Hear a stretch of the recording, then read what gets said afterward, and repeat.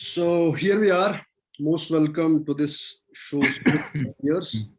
It's a platform to get the experts' view over the issues that hit the national and international landscape. We try to cut through the blurred lines between good, bad, and the ugly. That's the pet word of Suhel sir. Do subscribe, whosoever will watch this, and drop your feedback. I mean, this whole session will, we'll deal with it. I mean, in the first phase, in the first quarter of it, we'll be just introducing ourselves that way. And then in the second session, we'll just let it open up. And in the third session, we will have a Q&A session. And after that, we'll conclude, and Suhel sir may possibly leave even before the session ends. So we'll just hurry up now. So this session will broadly talk about the basic theme of the session is the state of affairs. Since this second wave has hit us, it has exposed the whole institutional setup that we have. The issues of governance have gone for a toss. Reason being, if you squarely look at the world that we inhabit, at the country that we live in, we have mounting cases, we have deaths mounting, we have everything going south that way. So on the broader side of it, I'll just make first the introduction about the two important guests that we have. I have the honor and the privilege that I have not seen them in person as of now, but then they have just agreed to take part in that and participate in this. So thank you, both of you, sir. About the person, Mr. Suhel Seth. I mean, in Kashmir, I'm from Kashmir, I'm Maharajuddin Bhatt, and most of the people in Kashmir may not be familiar with him, so I'll make, you can just Google him even. He has a lot of contribution to his credit. He is an Indian businessman and a columnist who is a founder and managing partner of the consultancy firm Counselage India. He is an actor, an author, a keynote speaker, and a TV Pundit. He is also a brilliant writer and has co-authored many books. His best known book is Get to the Top, published in 2011, acts as a perfect guide for inspirational Indians. He is also an actor and has acted in most in movies like Rogue, Ek Din Achanak, Zindagi Na Milegi Dobara, and Guzarish. So he's a social worker also, and has been at the forefront with NGOs and other social work. He has many awards to his credit even, and is one of the brilliant speakers of India, So welcome, Suhel Seth, sir. And on the other hand, we have Sushantsareen, sir, a senior fellow at ORF. He's a credible voice when it comes to national security and foreign policy and geopolitics even. He has many publications to his credit that include Balochistan, Forgotten War, Forsaken People, etc. Earlier, he has been a senior fellow at Vivekananda International Foundation and a consultant at IDSA, now renamed as Manohar Parrikar Institute. A brilliant speaker and known for his realistic perspectives on security issues. An expert speaker and an expert speaker in Raisina debates and on neighborhood studies and other debates on the topic. So this is the small introduction about both of them. I'll just open up the session and will leave this to Mr. Suhel Seth, sir, to kindly shed some light over the odd state of affairs that we have presently in India.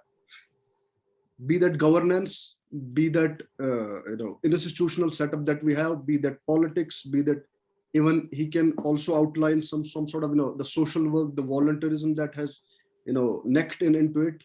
So I'll just I just invite Suhel sir to shed some light on that. Suhel sir. Thank you, Maharaj. Thank you for having Sushant and me. Sushant obviously is the wiser and bigger expert on the panel. I just want to say, but it's a fact. I want to say three very quick things. Number one, jo ho gaya wo ho gaya. We can't bring that back. It's been a torturous time. For the first time, Indians have felt helpless. The state has felt helpless. Indians have felt helpless because of the state's helplessness. And we have realized that at the end of it all, we are here to fend for ourselves. So that's lesson number one. Lesson number two, India has yet again shown a complete lack of preparedness and process.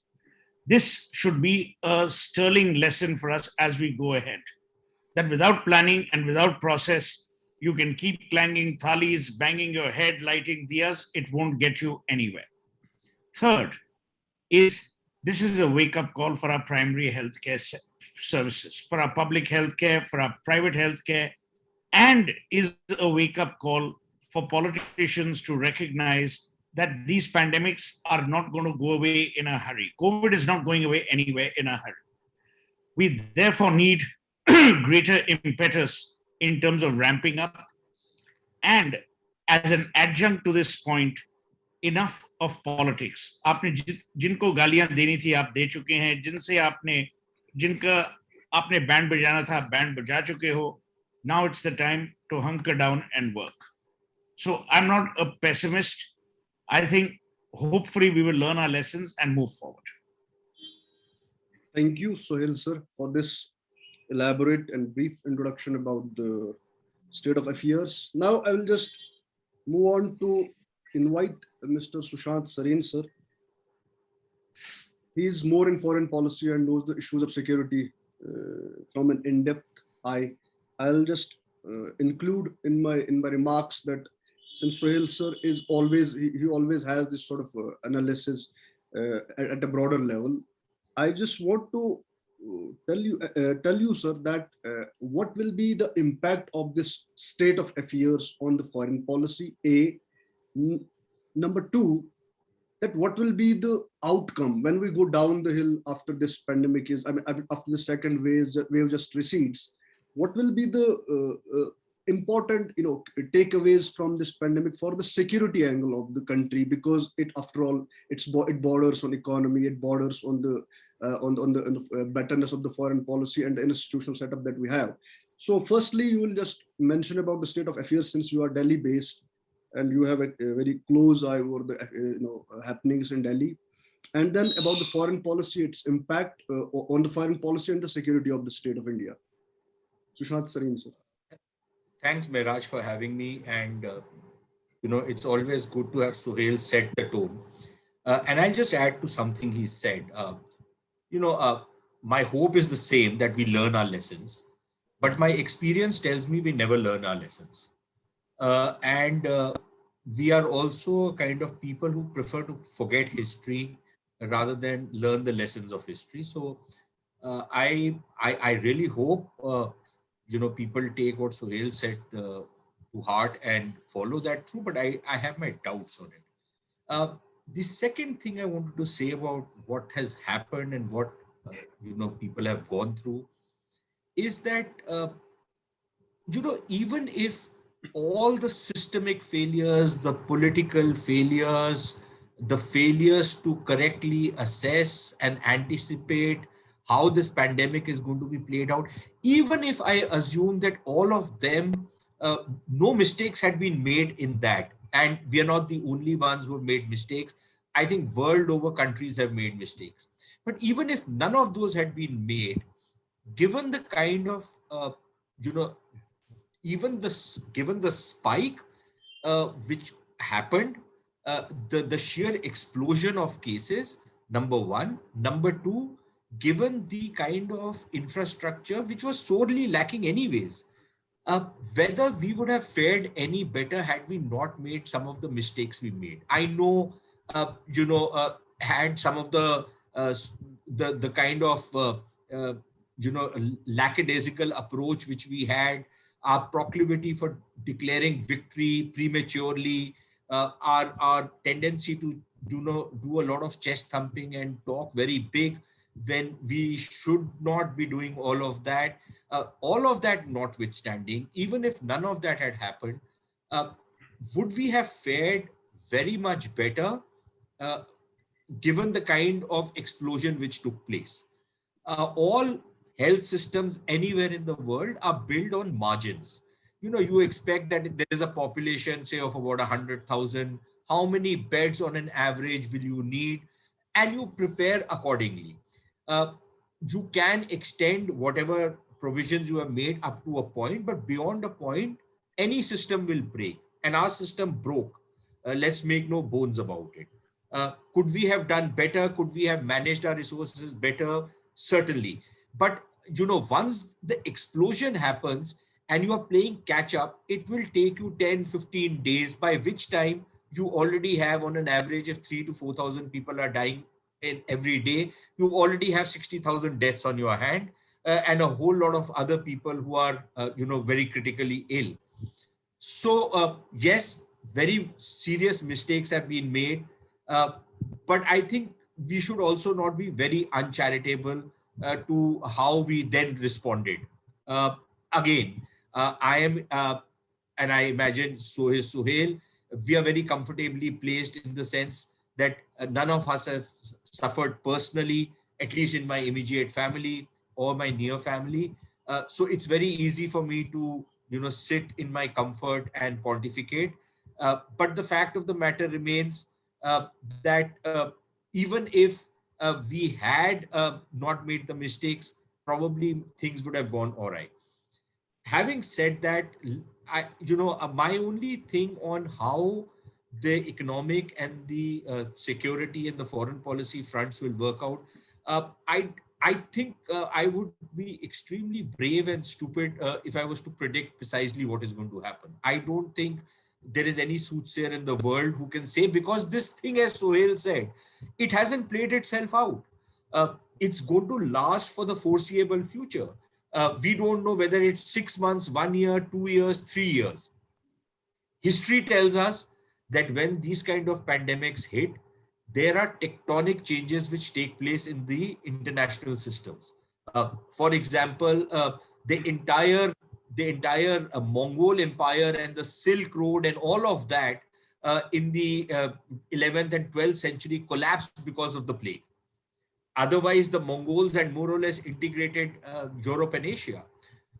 That the whole thing collapsed because of the plague. So the first experience, in a manner of speaking, of globalization became a victim to another pandemic. We don't know whether this particular episode of globalization is going to lead us down that road. I hope not, because I think we've all gained from globalization, but I can't say one way or another whether that is what is going to happen, especially, and the irony is that once again, we are talking in terms of Silk Roads and what have you, courtesy the Chinese. So one is that we don't know how the international system is going to play itself out, whether globalization remains, what are the kind of obstacles which come when it comes to travel between countries, when it comes to trade between countries, and by consequence, when it comes to relations between countries. So I think one is that aspect of it. The second aspect of it is that all of it will, of course, have an impact on your own economic well-being and on your own security. So are we now rising up to the occasion and saying that, okay, fine, we are going to game that if these kind of disruptions happen, how do we then cope with both in terms of economic well-being of our citizens, as well as our national security and our foreign policy initiatives?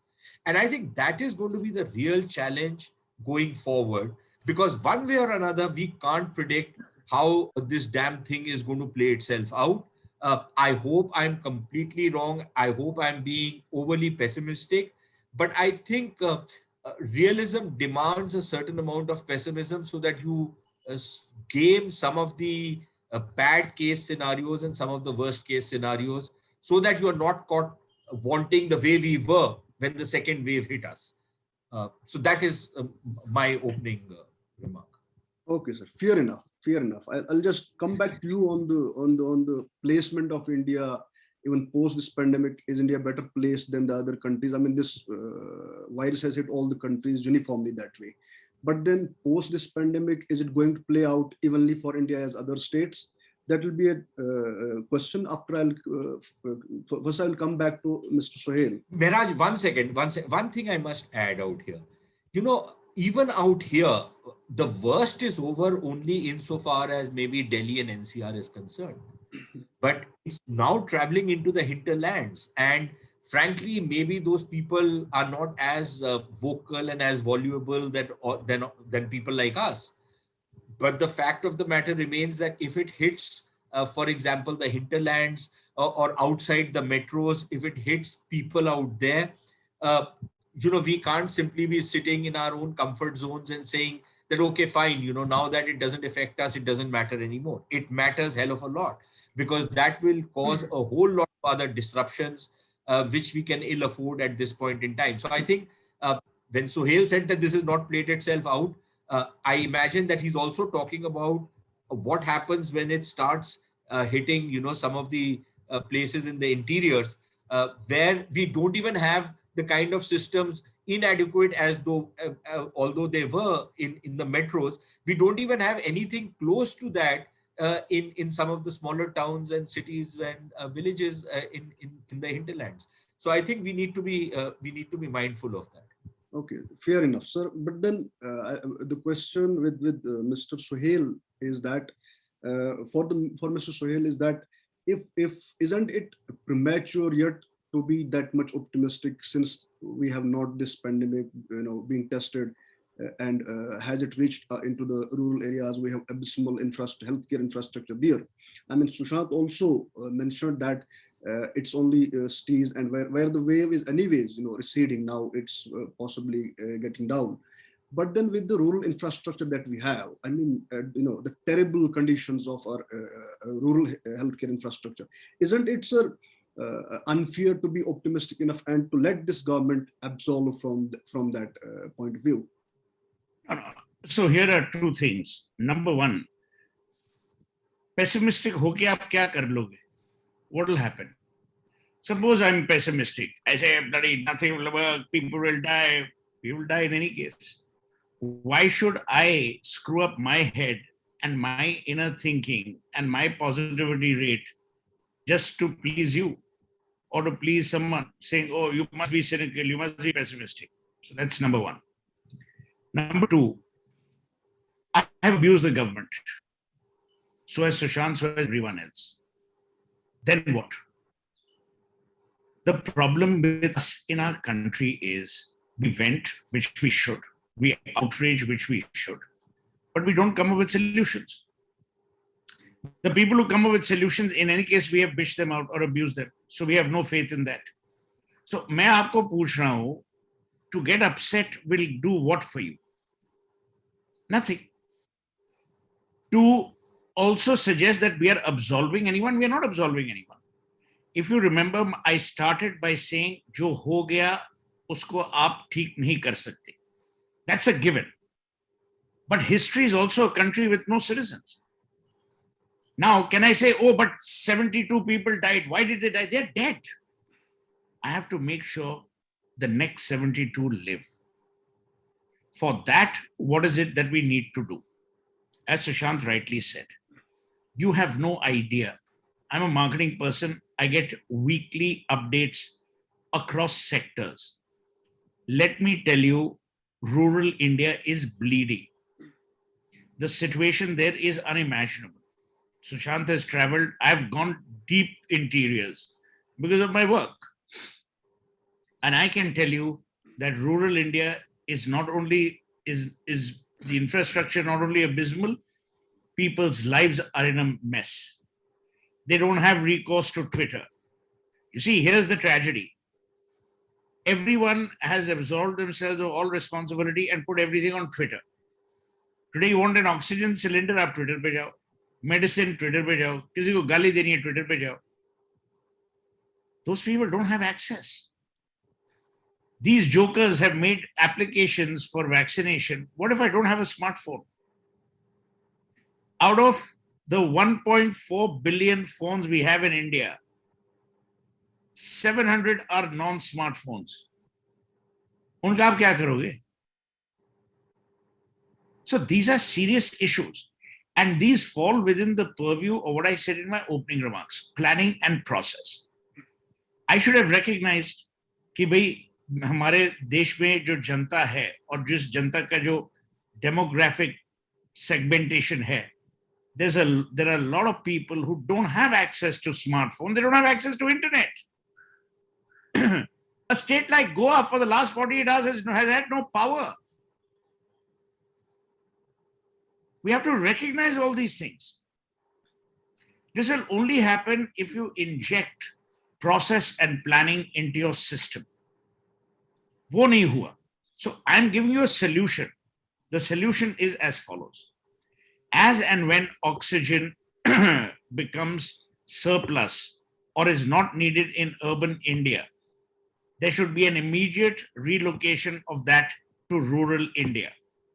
Please understand, 100 kilometers out of Delhi, you're in what I call the hinterland, in a manner of speaking. States need to be empowered. जो आपका foreign aid है, उसकी आप details बनाओ. कि how many oxygen concentrators have come from overseas, how many cryogenic tankers, how will we distribute them? It's not difficult, but it's not easy. Someone has to work. पर आजकल जो सरकारें हैं वो तो ट्विटर पे काम कर रही हैं. That's my point. I'll just agree with your point that being pessimistic has no, we don't have any other option. We have to just be optimistic. Hey, how will it help you? That आप pessimist हो गए, how will it help you? That would help us. But then, sir, since healthcare infrastructure has issues historically, it's not like since Narendra Modi has overtaken and everything has just gone south when it comes to healthcare infrastructure. It's a historical mess that healthcare infrastructure is in. And is it unfair? Isn't it unfair that targeting government that way? But it's not like giving the government the olive branch or a window so that it gets absorbed. But then still, isn't it unfair enough to charge the government that healthcare infrastructure does not work? आप किसको blame करोगे? Should we start blaming Jawaharlal Nehru? I can start with A.O. Hume. I mean, I can keep going back. I can go to Motilal Nehru. You want me to go further back? I can go to Robert Clive. Want me to go further back? I can go to Bahadur Shah Zafar. और भी आप जब पीछे जाना चाहते तो हम लोग और भी पीछे जा सकते हैं. मैं मनु को ब्लेम कर सकता हूँ कि भाई आपने मनुस्मृति में हेल्थ केयर के बारे में नहीं बात की. उससे होगा क्या? Number one. Number two, this government has been in power for 7 years.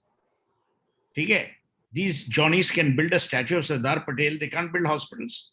They can't build primary health centers. They can't build secondary health centers, tertiary health centers. They can't incentivize. Today, Nitin Gadkari said, ki haan, vaccine ka formula ab do, call people. And we have been discussing this since April 17.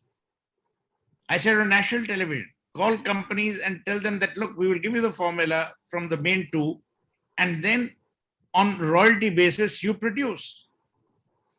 But someone has to do this job, na? So you're right. It is not about this government. But I cannot for everything say, yeah, because Nehru was alive, people are dying. I mean, that's also not logical. Some portion of the blame will have to come on the present dispensation. भाई इन्होंने elections Nehru के बूते पे तो जीते नहीं ना. The opponent was not Nehru. So why are we going back into history? आप फिर बोलेंगे कश्मीर की आज की सारी problems are thanks to Maharaja Hari Singh. I mean, ठीक है ना? या करण सिंह ने किया, या शेख अब्दुल्ला ने किया.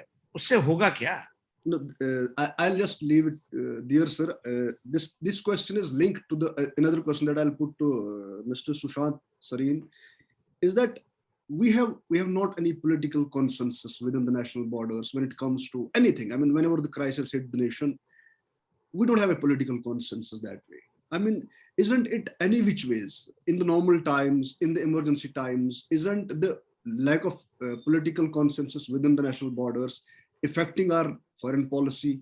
I mean, the recent episode when it comes to the West Asian politics, the official line is something else when it comes to Israel and Palestine issue, and then the normal public discourse is going a different way. So isn't the lack of political consensus, how does it hurt the foreign policy prospects for India? Yeah, let me just take off from where Suhel left off and your question to him, and then I'll come to this political consensus thing. I think, look, the government of the day will have to take the flak for whatever happens, because it's the government, it is responsible for the well-being of the people. Yes, to go hammer and tongs at the government for certain systemic and structural flaws which have existed for 70 years. Yeah, criticism can also be, a fair criticism, which needs to be made. And there will be some amount of unfair criticism from people, especially from people who have suffered, because they have to blame somebody, and one of the targets is naturally going to be the government. And the government should man up and take that blame, because there have been mistakes which have been made. To say that don't blame the government at all, I don't think that's fair. Having said that, it is also true that this government, insofar as medical infrastructure is concerned, it has put in motion, and long before the pandemic started, it had put in motion this, whole concept of building more hospitals, including more All India Institutes of Medical Sciences across the country, all of that. But all of that also takes time. When the pandemic hits, your infrastructure was simply not in place. And then, like I keep repeating myself, mistakes were also made. The second point is where, I agree with Suhel that just being pessimistic and saying, "Yaar, kuch nahi hoga and kuch na karo," I think that is certainly not my point. But when I'm not being fatalistic when I say I'm being pessimistic. What I'm saying is that, yes, over optimism that everything will be fine is also not done, because that is what has brought us to this pass. Because we had declared victory and we thought, many of the temporary medical facilities which had been created at the time of the first wave had been packed up. And suddenly when the second wave hit, we were again trying to play catch up.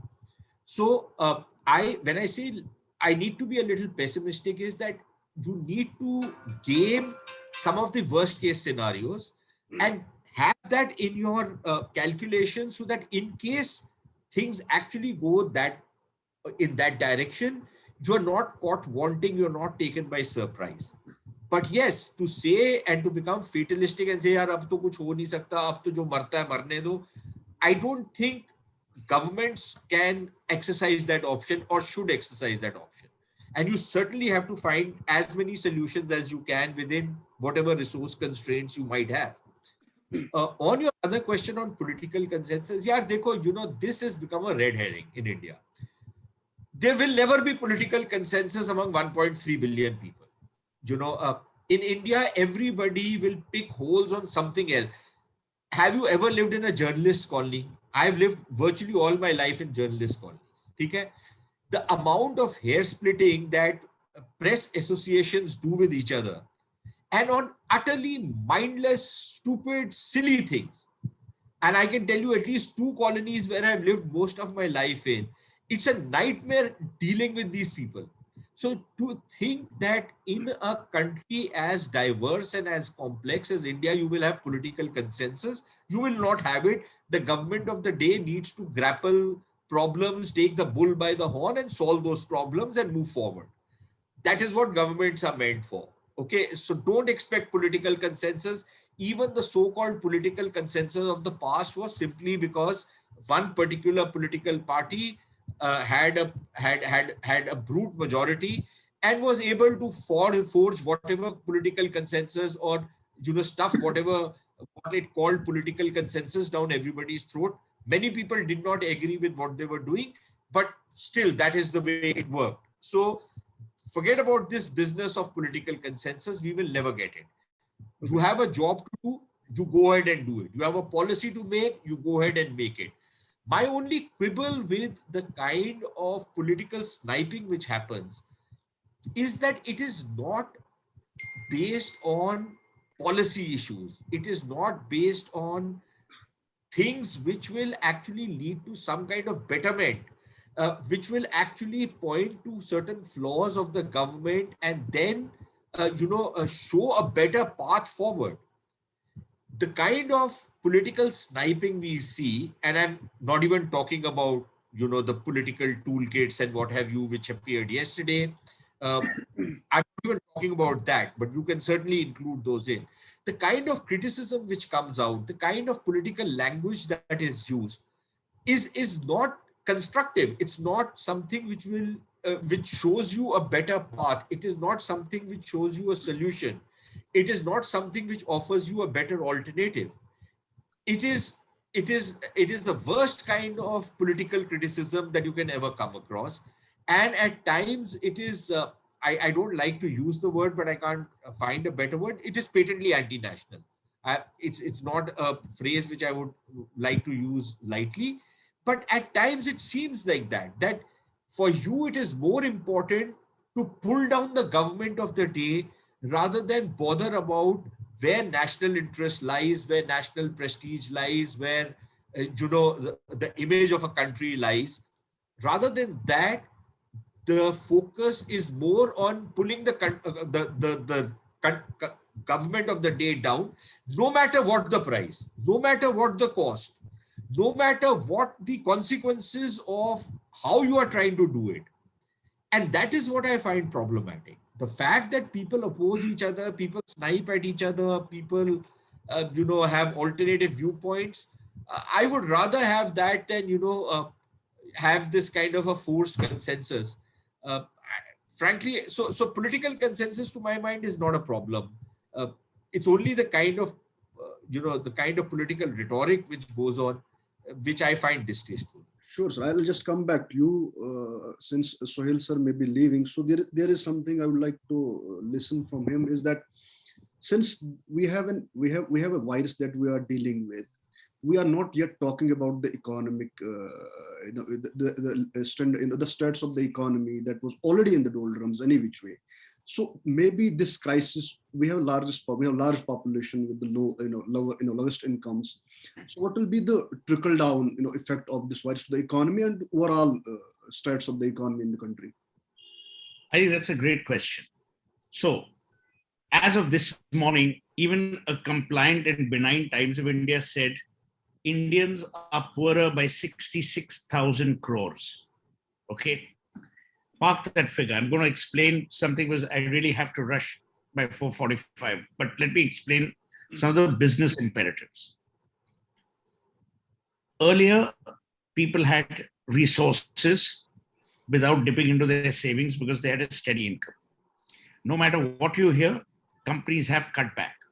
Those companies, very few companies have returned to pre-COVID salary structures. Most companies have cut back mercilessly. They're not talking about it. People don't want to talk about it because they don't want to lose their jobs. You have two classes of workers, the blue collar, the white collar. Forget the industrialists. Unko kuch nahi hoga. Please recognize that 80% of India's organized wage force, organized labor force is what we call contractual. 20% is on rolls. So let's say I'm company X, let's say I'm Mahindra. Mere 80% log contractual labor honge who I hire, but I don't put them on my rolls because of labor laws and unions and all that other issues. All of them are screwed.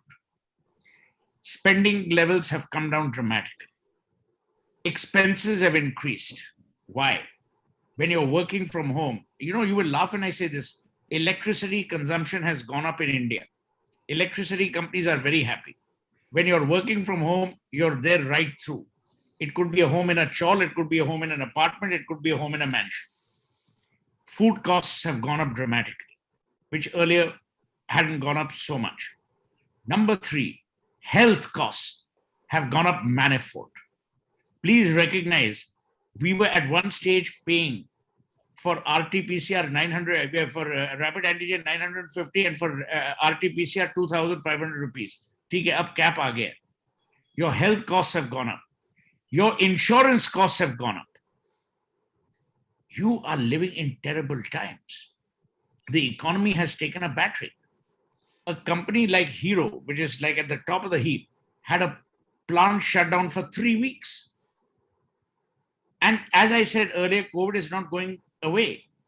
Companies have had to invest more in safety. Look at your entire tourism business out of the window. Second largest employment generator in India after real estate. Real estate construction banned in most cities because of COVID. That's out of the window. Only bloody thing that's working is Central Vista. So it is a very grim situation. Where you're sitting in Kashmir, aap dekho, because of the lockdown, abhi there's a dip. Otherwise, Kashmir had registered unbelievable growth in tourism. True, sir. Between November and March. In fact, in April, in Gulmarg, Khyber, that hotel had the highest ARRs in India amongst any hotel, including palace hotels. Airlines in a mess. Railways ki to baat hi chodo because that government owns. Airlines are in a mess. Entertainment industry in a mess. Cinema halls in a mess. Malls in a mess. So your urban employment infrastructure completely collapsed. Now come to rural. What is happening in rural India? People are grappling with lives. People are grappling with livelihood. Then you had all this farmer protests, all the confusion over pricing issues. We are living in very terrible economic times. And someone needs to do something. And I will say one more thing. Ye jo Nirmala Sitharaman ne kaha na, I'm giving you 113 lakh crores. It's all bullshit. It is not proper to say that. You should have followed the model that the United States followed and the UK followed, which is 80% of the salary to furloughed employees would be paid by the state. You would waive off taxes, statutory taxes like municipal, corporation, evo. Today, please understand, if a hotel is shut, whether it's a 1-star hotel or a 5-star hotel, they still have to pay excise tax. They still have to pay corporation tax, still have to pay municipality tax.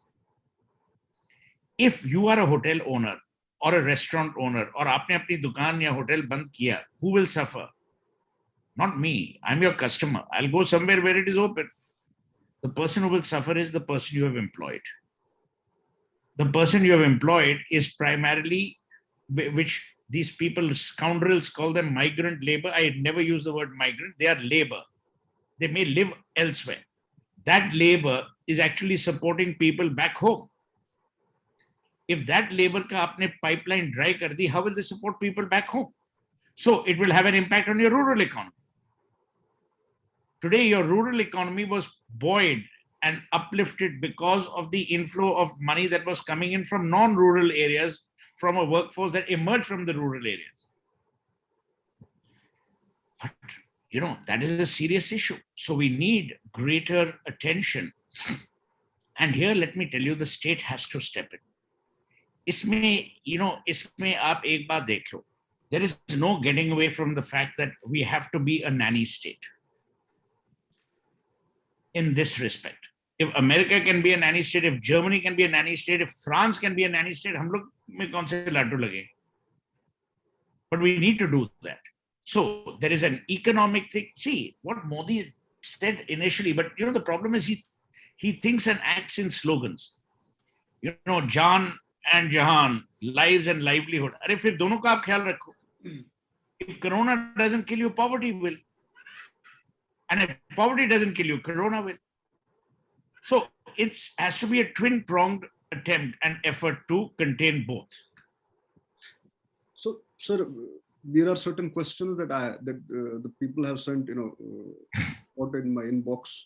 I'll just pick them one by one. But before that, I'll just have a viewpoint from Mr. Sushant over the issue of on the side of more insights about the effect of this second wave on the economic side of the things. Well, how economy will take. Mehraj, I don't think I have anything more to add from what Suhel has said. In fact, I think he has described it with the kind of starkness there is to what is happening. People who still have a job are very, very lucky. Right now, given the kind of costs which have been incurred by people who have and now I'm just talking about the people who are infected and people who have either survived or become victims to this virus. Let's talk about all of them.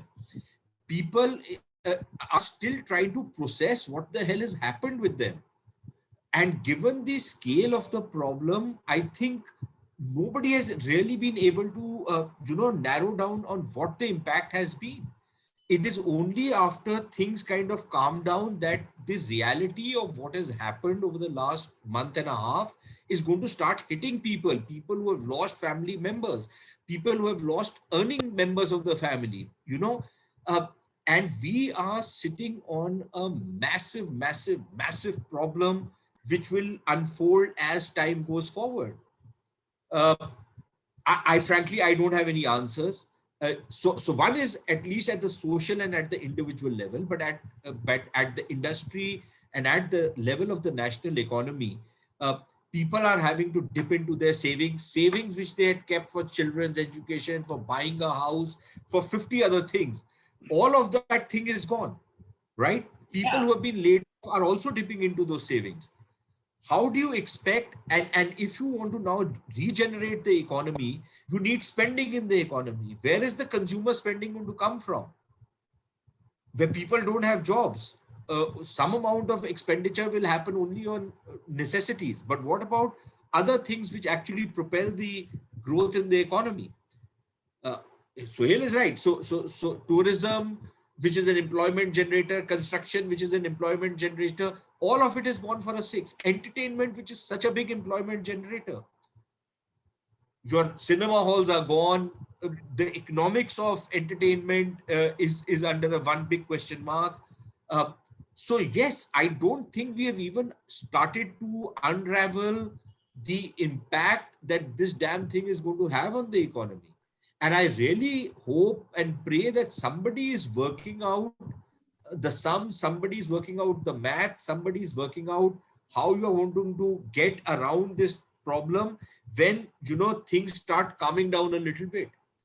And if they continue to the way they are continuing, this high tax, high spend kind of a model which this government has adopted, partly this 1970s kind of socialistic model. I have nothing against social welfare projects. All of that is all very well. But where is the wealth generation taking place? The kind of terrorism which is there, until and unless you're now going to start addressing those issues and completely relook at your economic model, which you can't, because the people who are now guiding you on what economics model should be in this country are IAS officers who don't know their backside from their front on how modern economics works. Most of them are so given into this bureaucraties kind of an approach that they have no idea on what the kind of liberal economic model which you need to put in place so that things can start working. That does not mean that the state abdicates its role and stops playing that nanny state role, which it has to.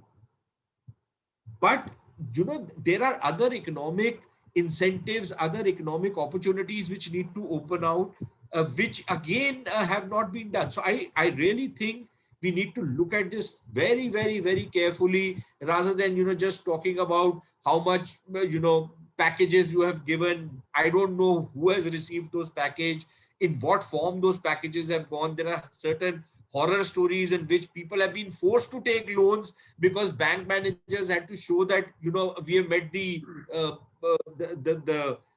parameters which had been set by the government. People have been forced to take loans even when they didn't want them. And then to say that, look, we have given so many loans, so many of good things we have done. I'm sorry, that's not the right approach.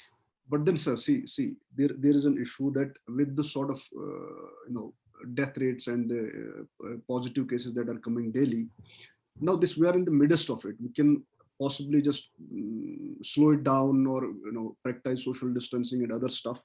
But I'm worried about more the economic, that one of you just mentioned that it's a ticking bomb, like economy has to be, properly restructured and that way, because it's a massive problem going to be that way. So I'll just... Raj, I'll have to excuse myself. Okay. I'm getting to another call. Thanks, Sushant. Thank you, sir. See you, yeah. Bye, sir.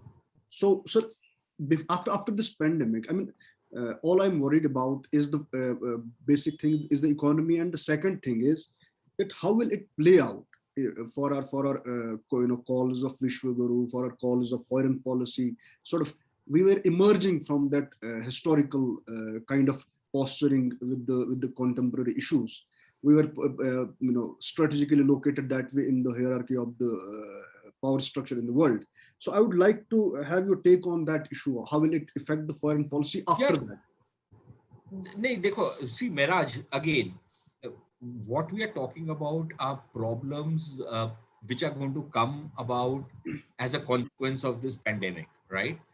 And these are serious economic issues, but these are not structural economic issues. It's not as though, the India story is going to be over. What we are talking about is that, look, there is a crisis you are in the midst of, okay?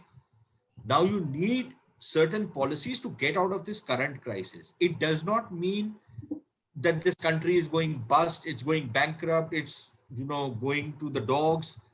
No, but there is a very serious economic crisis, and it's a crisis which involves the lives and livelihoods of people, which is going to be staring you in the face. People are going to have a couple of years of some tough times before things start picking up. And what we are talking about is that please look at all these various sectors which are likely to be in a spot of bother, and try and think up of innovative ways in which trade and industry can be kick-started so that economic activity regenerates, and the quicker it regenerates, the better it is. As far as the larger strategic aspect of what's happening onto the economy, I think everybody understands the inherent strengths of the Indian economy, not just the market size, but also the potential which exists in this particular economy. The question is, and that is also a problem, that you can keep talking about the potential, but somebody needs to start realizing that potential, operationalizing that potential.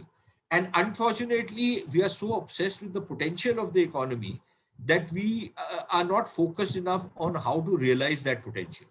So my contention is basically on what are the kind of policies which government needs to put in place to create an environment in which this regeneration of economic activity can start much faster than what it would otherwise take. So I think we need to distinguish between the immediate crisis, and which is going to last for at least some months, maybe an year or so. So we need to look at that and take evasive measures on that, but not conflate that with the larger economic reality of India, which is a story which is not a bad story, which is a good story, which is a story. We have wonderfully dealt with this question. I was even having a doubt in my mind that we are often conflating the two things, but then the regeneration of the economy will be much faster than how it has slowed down. But then there are certain questions, since we are running out of time, I will just mention a few of them because I hope that you will be taking the questions one by one. The question from Rahul is that, does India need a shift in its foreign policy, especially in respect to the West Asian developments, geopolitical developments? No, but I don't know what he means by the shift.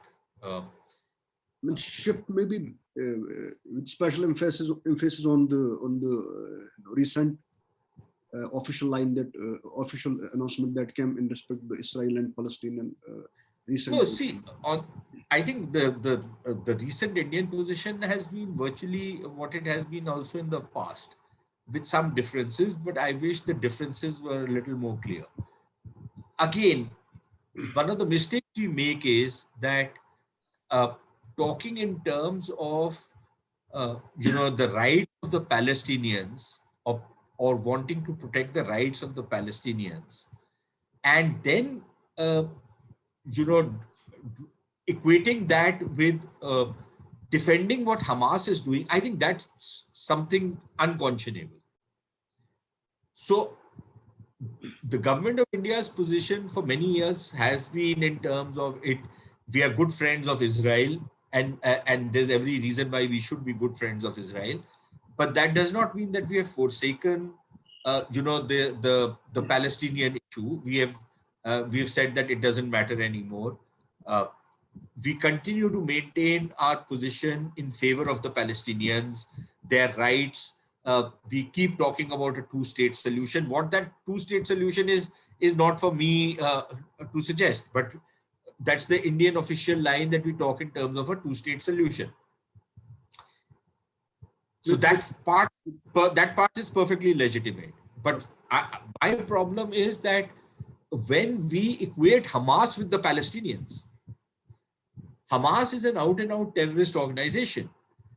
Whatever happened, or whatever the issues or whatever the disputes were in Jerusalem, which then kind of escalated into what we are witnessing right now, for anybody to justify the firing of I think the latest figure is about 3,500 rockets, without bothering about who you are trying to kill, whom you are trying to target, indiscriminately firing on civilian targets, I don't see how anybody can justify that or explain it or rationalize it.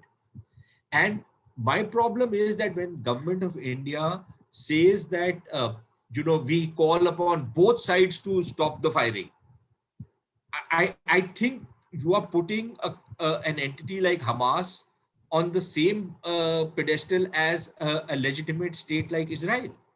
You might not like everything Israel does, you might not agree with all of Israel's policies, but the fact of the matter remains that the way Hamas has behaved, I don't see how anybody in the world can justify that. And the Israeli reaction is not been the way Hamas's reaction has been. The Israelis have not done indiscriminate bombing of Hamas. It's been a very targeted kind of a strikes. So, and none of it would have happened if Hamas had not been firing rockets at Israeli civilians. So I think that is one part of that, where we've kind of mixed up Hamas with the Palestinians, where I completely disagree with the government of India's policies. But on the government of India, stand on the Palestinian, larger Palestinian question, I think that's a fair stand to take. So this next question is from Sonali Mittal.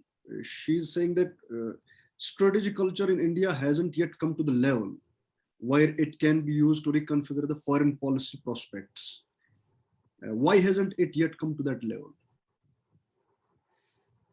I think, again, that is a little uncharitable. See, it also depends on what your larger strategic goals are. So we have a strategic culture, but that strategic culture, it tends to get a little mixed up in a whole lot of other things. I think on many issues, there is a certain amount of clarity. I wish there was more clarity, but on many issues, I think it's easier for people like us sitting on the outside, to talk about what government's policies should be. People in government have to take into account a lot of other things and then make policy. I don't think they can adopt a very cavalier approach to strategic policy or foreign policy. So what we have been doing is that we have been, trying to approach some of these issues in a much more deliberate manner, rather than jumping headlong into something and not being able to handle it later on. For example, on the Quad issue, we've taken our time and we still are taking a bit of time going forward. But again, we have to first identify what our interests are. On the basis of that, you form a larger strategic policy on basis of which then your foreign policy initiatives start coming in. One of our problems has been that we've not been very clear about what our national interests are and how we are going to define them. Fine, sir. The next question, possibly we may be running out of the time, but very quickly. So, last karte hain. Let's just do this, make this the last question. Okay, sir. This is an interesting question. It's from Mayank Agarwal. He's saying that role of think tanks in policy making is very low in India comparatively to other countries, especially US. And why so? Should there be a change in it or not? very I quickly. think some of it is started to change, but it's certainly nowhere close to what the interaction is in the American system. Again, I think part of the problem is there are two problems actually. One is uh, that the Indian system is a little insular in the sense that people in government come from, after taking the civil service examination, and then they want to protect their own turf. There is very little,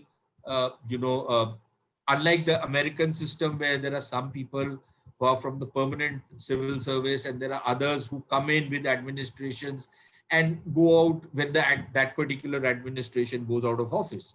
In India, that doesn't happen. Uh, uh, Maybe at a couple of cases it will, but by and large, it does not happen. So one is that limitation, that how do people, somebody, for example, let me take an example like mine. And this is just an example. Uh, so a particular government comes in and it offers me a job in either the Defense Ministry or the Ministry of External Affairs for the period of that government's term in office. So from a think tank, I move into government. Now, 5 years later, goes out of office. So my contract is over and I go back to the think tank. What happens is that those years which I've spent in government give me the insights into the compulsions, uh, the capabilities, what is possible, what is not possible, how government thinks, how government policy is made. That experience I take back to the think tank. So then when I write, whatever analysis I do in the think, was certain experience which I've gained in government. So that is something which is missing in India. The second problem is that because you have that kind of an interaction or that kind of an experience, very often people who join think tanks write such impractical nonsense, which is simply not applicable in actual life. They're living in a world of make believe. That is also a problem with our academics, with our academic communities, professors and others. Again, among those people who have had some experience of government, you will see a completely different way that they approach issues. But those who have always remained, in the classrooms or in their, cubby holes uh, of the academic world, uh, they imagine a world or they talk about a world which does not exist. So I think there are these two problems which need to be sorted out before, you can have that greater interaction between the think tank community or the academic community and the government. And, think tanks can become a part of the policy making processes rather than just standing outside and observing from the outside and trying to make some sense of what is happening in government. Thank you, sir. There are some other questions, but then we are running out of the time. We have already ran. So for the next time, I hope that you will be joining us possibly some other day. And I hope that Sure, yeah. it will be a very fine and wonderful session. You have been here. So much thankful to you, sir. And Thank you. have a splendid time. Thank you. Thanks, Viraj. Thank you.